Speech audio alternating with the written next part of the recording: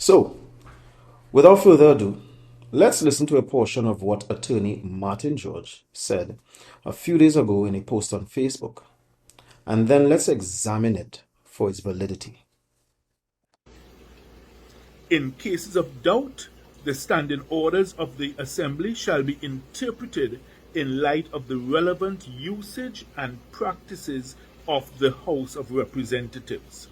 So, in other words, it seems to suggest that if something is not provided for in the Tobago House of Assembly's standing orders, and it is clear that there's no provision there which deals with the issue of when someone resigns or is expelled from the party which elected them to office in the THA. There's nothing there. So the question is, can we now have regard to what occurs in the national parliament? Can we have regard to the usage and practice in the national parliament, in the sense that we have the clear wording of section 49 2E of the Constitution, which basically says, look, in such a case, you must vacate your seat. Okay, so the truth is that Martin said a lot in this clip, and to unpack it in a way that would make sense to you, we need to first define what he's talking about, so we are all on the same page. Because if we don't, you truly have no way of contextualizing what he's saying to you. So what is Martin George talking about? Well, Martin George is talking about two sets of things. The first set of things he's talking about are the THA Act and the Constitution of T&T, of which the THA Act is a part. The second set of things he's talking about are the standing orders of the Tobago House of Assembly and the House of Representatives standing orders. So let's talk about the standing orders first. However, instead of me telling you what they are, let's see how those standing orders define themselves. The standing orders of the Tobago House of Assembly is defined in the THA Act itself as having been created for the safe custody and use of the seal, the regulation and conduct of the proceedings and meetings of the Assembly, including records of proceedings of the Assembly, the maintenance of order in the chamber of the Assembly, the conduct of debates in the Assembly, the suspension of members, and F, such other matters as the Assembly considers fit.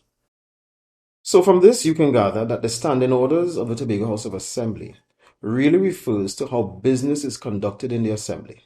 For instance, when the House meets, how do the proceedings begin?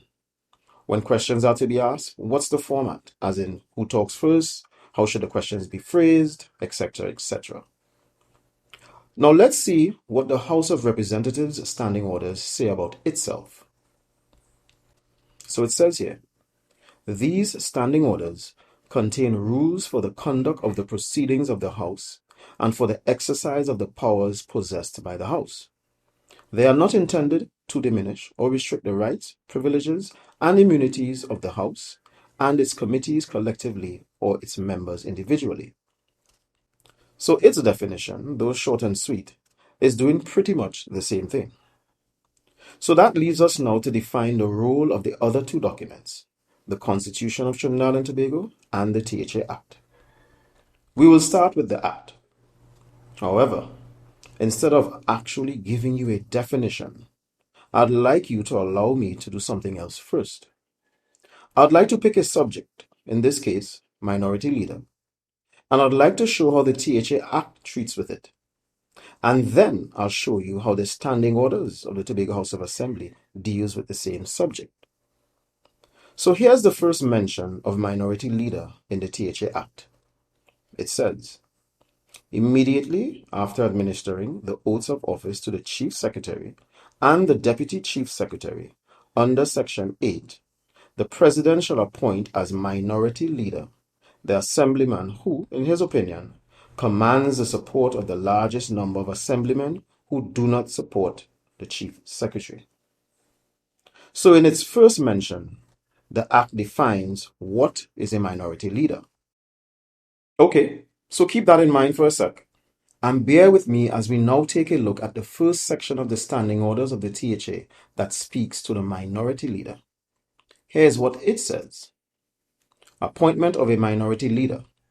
Immediately after administering the oath or affirmation of office to the Chief Secretary and Deputy Chief Secretary, the President shall appoint a minority leader in accordance with Section 8 of the Tobago House of Assembly Act 1996. Notice the difference. It does not tell you what a minority leader is. It doesn't tell you it here, nor does it in any of the other 14 or so places where the phrase minority leader is used. In other words, you can read the THA standing orders from now till thy kingdom come, and you would never know what a minority leader is. Why? Because the THA Act is what defines what the THA is in law, what its roles and responsibilities are, how representatives are elected, how they demit office, etc., etc. Oh, and also, obviously, what a minority leader is. We simply do not look to our standing orders for definitions. And we most certainly do not look to someone else's standing orders for definitions. Because that is not what standing orders are for. Standing orders are about procedures. Having said that, you could well imagine that all that I just showed you applies in similar fashion to the Constitution of Trinidad and Tobago with respect to definitions of what is and what isn't.